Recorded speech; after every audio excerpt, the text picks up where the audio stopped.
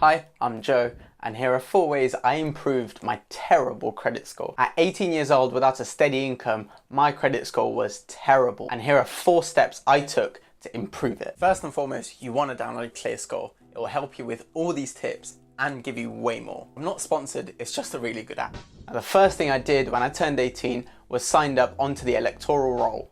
Electoral Role. This is where you confirm your eligibility to actually vote when it comes to things like Brexit and the next Prime Minister and all that kind of stuff. Now, all this requires you to do is actually go onto the government website and just sign up. The way this builds your credit score is that it shows lenders and banks that you have a confirmed address and you have a reliable address. So when they search for your name and your address, it will kind of match up and show you're actually on the Electoral Roll as well. Lockbox is a company that helps people with bad credit scores improve their credit score and save money at the same time. Really simple and really clever in how they work. How it works is they give you a loan and you have to pay back the loan over the course of the year, and at the end of the year they give you all that money back. And you can choose how much you want to pay/save at the beginning.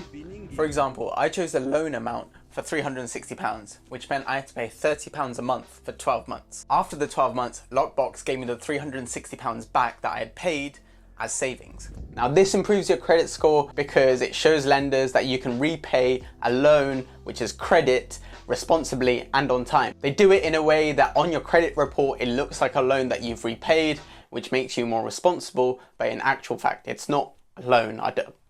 Just re-emphasizing. You don't pay any interest on anything. As long as you pay back responsibly, that's the kind of aim of the whole thing, is so that you get used to paying stuff back on time. So you improve your credit score, and at the end of it, it's a double whammy because you get the money that you save. So for me, the £360 that I repaid, I got at the end of that year, and don't even know what I did. To be honest, I thought it was scammy in the beginning and it didn't really look legit, and I was a bit scared to do it. But realistically, that was the only thing that I had available for me to improve my credit score. My credit score was so bad that people who lend to people with bad credit scores didn't even offer me a card. So this was my only option, and I was hoping it worked out. And thankfully, in the end, it worked out like a treat. That's not a saying.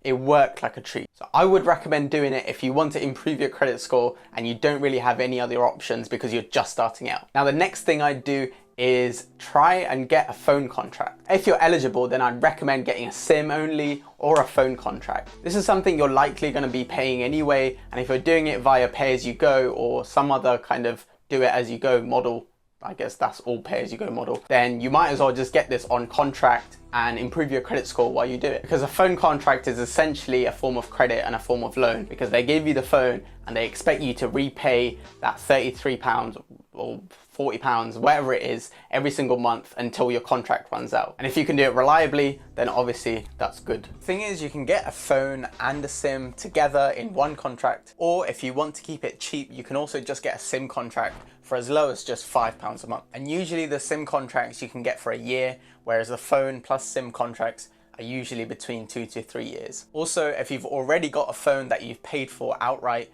then you can get a SIM contract and just slot it in on the phone that you already have. After doing all these steps, about 6 months later, I got offered my first ever credit card. I think it was Capital One, and they offered me a credit limit of like £200, which meant that's the max I could spend on that card. Just £200. And to check which cards that you might be approved for, you can use ClearScore, and they tell you which cards you're pre-approved for, which means that if you apply, you're guaranteed to get that card. And there are some that are like 95%, 90% chance. ClearScore will analyze your credit history and stuff and tell you which ones that you should kind of apply for. And that way you don't have to fear getting rejected by these credit companies. Usually Capital One, Vanquis, Aqua, Marbles, those kind of ones are really good for beginner credit cards. And they all have an app which makes it really easy to manage and pay back your credit on time. So once you get your credit card, you need to make sure that you're spending less than 40% of your credit limit and paying back on time, full balance, no questions asked, no interest. We don't want none of that. If you don't pay back in full, then you will get interest that you need to pay, and that will be at roughly like 30-40% APR, which means that's just, you don't want that. You can easily set up a direct debit to take the full balance at the end of every month to keep your mind at ease. Starting to think about credit early is really good, because for you to get a mortgage, loans, any kind of big business loans, or just even personal loans, credit lenders will look at your credit report and your credit history and will give you the amount and the interest rates based on your credit history. So it's really important to make sure you build that up from whenever you can. Try and get it as high as possible, as early as possible. A credit score is essentially how they measure your reliability. Are you responsible enough to, first of all, pay back, and also pay back on time? The better the credit score, the more money you can be trusted with, essentially. Remember, credit is still your money, but it just gives you a bit of time. Only buy things that you can afford to pay back. Usually the trouble is you need an opportunity to show lenders you can pay back, but no one gives you the money in the first place when you're really young. So hopefully these 4 tips have given you an idea on where to get started and how to show lenders that you can be reliable with money and with credit. You can start to apply for credit once you turn 18. So if you want to get a credit card, then make sure you're 18 before you start applying for the credit. Thank you for watching. Make sure you subscribe and like the video if you enjoyed it. If you have any other tips, then leave it in the comment section below for others to see. Thank you for watching. In a bit.